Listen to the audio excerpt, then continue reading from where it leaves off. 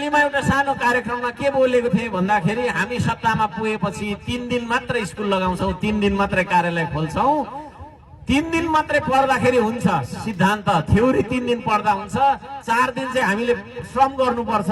उत्पादनको क्षेत्रमा, निर्माणको क्षेत्रमा, आविष्कार अनुसन्धान अन्वेषणको क्षेत्रमा हामीले चाहिँ नि श्रम गर्नुपर्छ। विद्यार्थीहरूले पनि प्र्याक्टिकल गर्नुपर्छ भनेर भनेको। थुप्रै मान्छेहरूले त्यसको एगेन्स्टमा पनि आफ्नो विचारहरू राखे है। हामी कस्तो विद्यार्थी, हामी कस्तो शिक्षक भन्दाखेरि खतरा पढेको मान्छे एउटा बिजुलीको बल्ब तपाईको छैन बिग्रियो भने फेर्नु आउँदैन। आउँछ आउँछ आउँदैन हैन। हामी साह्रै धेरै पढेको मान्छे टिलिक्क परेको तपाईको आइरनको तपाईको छैन के रे हैन लुगा लाउन खोज्छौं, त्यो आफूले लगाइ राखेको सर्ट सिलाउन आउँछ आउँछ आउँदैन। छोराको तपाईको छैन क्लास गन्दै जाँदाखेरि 5-6 क्लास पुगिसक्यो, जुत्ताको लेस लाउन आउँदैन छोरालाई, आउँछ आफ्नो बारी बाँझै लडाइ राखेर तपाईको चाहिँ छिमेकी मुलुकबाट अरबौंको चामल किनेर खाइन्छ हो कि होइन? धन्न यो सयपत्री त यही रोपेको जस्तो लाग्यो यसो हेर्दा। नत्र यति गर्नका लागि पनि, यसको लागि पनि मैले 4 वर्ष अगाडिदेखि पुरा गरेको अभियान चलाएकै भएकोले तपाईको पाखा भित्तामा फलाको कारणले, त्यही फुलाको कारणले यसको त्यसो प्रभाव छ। यति फुल ल्याउनका लागि पनि भारतबाट ल्याउनु पर्छ, त्यस्तो अवस्था छ कि छैन? यसरी तपाईको छैन उत्पादनहीन, हाम्रो उत्पादन केही पनि छैन, आविष्कार केही पनि छैन हैन। यो देशका विद्यार्थीले यो मोबाइल यस्तो मोबाइल नबनाओस् न, तपाईलाई के लाग्छ? नबनाओस्। सधैँभरि चाइनिज नै हामीले किनेर चलाइरहँ त है, सधैँभरि अमेरिकाबाटै ल्याइरहँ त। हाम्रो यही देशमा तपाईको छैन इन्जिनियरहरू हुनु पर्यो, यही देशमा तपाईको छैन बन्नु पर्यो है। अब संयोगवश म धरानमा इलेक्टेड भएर आइसकेपछि म चाहिँ विभिन्न प्रयोगहरू गरौँ भनेर एउटा सानो बिजुली निकाल्नु भनेर इन्जिनियरिङ कलेज, पूर्वाञ्चलको इन्जिनियरिङ कलेज, पूर्वाञ्चलको इन्जिनियरिङ कलेज धरानमा छ, प्रवेश हुने द्वारनिर। त्यहाँनिर तपाईको छैन एउटा टर्बाइन बनाउनु भनेर भनेको, हामीलाई त बनाउनु आउँदैन भन्नुभयो।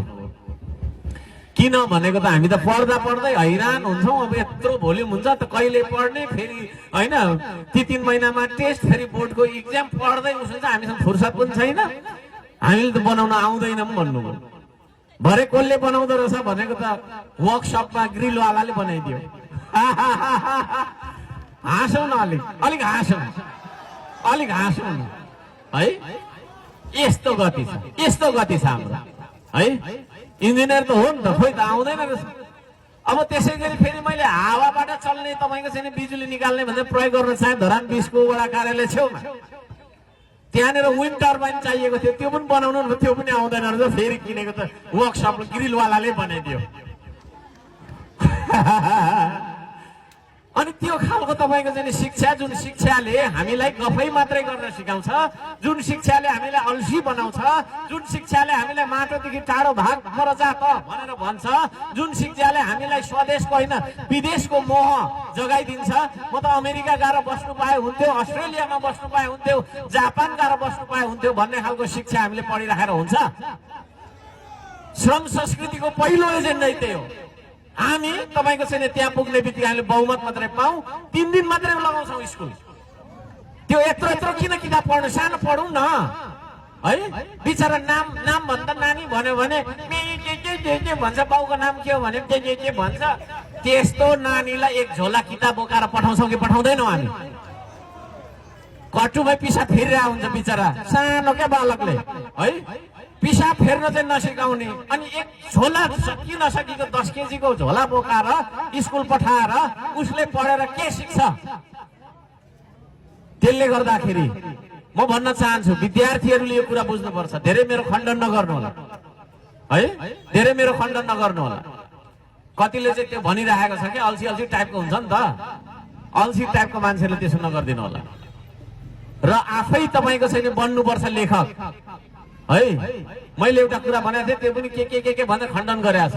आफैले लेख्ने हो क्या है। जे हामी ओपन आइजले हेर्न सक्छौँ, खुला आँखाले जे देख्न सक्छौँ त्यो होइन भन्दा धेरै देख्छौँ जब आँखा बन्द गर्छौँ होइन। आँखा बन्द गर्नु भनेको होइन, तपाईँको चाहिँ आफूले आफैलाई फिल गर्नु, आफ्नो तपाईँको क्रिएटिभिटी निकाल्नु हो। त्यसरी जानुपर्छ भनेर मैले चाहिँ तर्क गरिरहेको छु, त्यसको खण्डन भइरहेको छ है। आफैले लेख्नुपर्छ, अरूले लेखेको किताब पढ्दैमा हामी विद्वान हुन सक्दैनौँ। आफू के लेख्दैछौँ त, आफूले के जीवन जिउँदैछौँ भन्ने कुरा ठुलो कुरो हो। म यहाँहरू सबैजनालाई त्यो भन्न चाहन्छु।